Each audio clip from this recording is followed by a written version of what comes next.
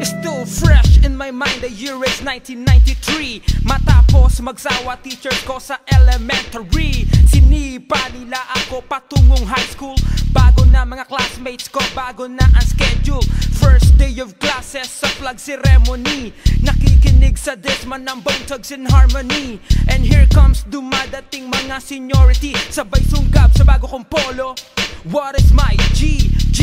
O gangsta, usong-uso sa eskwela, tag sa koridor at graffiti sa kubeta. Favorite subject, PE, recess. Ganto pala sa high school, legal mag-cutting classes. Di ko rin malimot,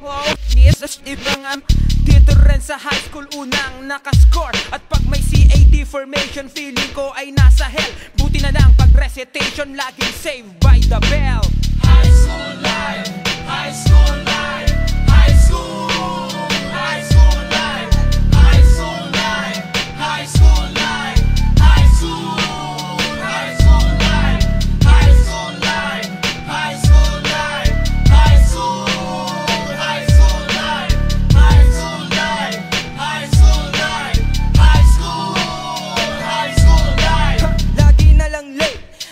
Ko ng absent, minsan lang pumasok, wala pa akong assignment.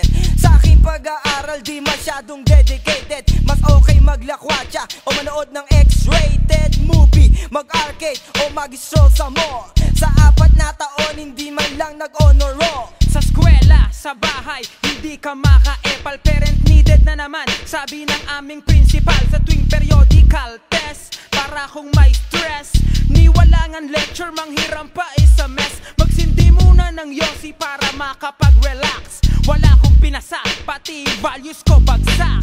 High school life, high school life, high school, high school life, high school life, high school life, high school, high school life, high school life, high school life, high school, high school life, high school life, high school life, high school, high school life. So kahit papano, umabot din ng 4th year, ngunit ang makagraduate parang di ko mapil. Walang pinag-iba, parang walang pinagbabago.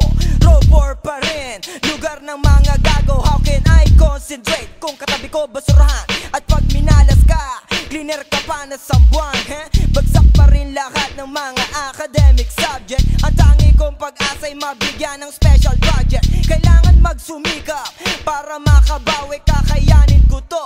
Ayokong magbaka sakali, at kung sakaling bigyan ng pagkakataon, magiging college ng Supremo sa isang taon.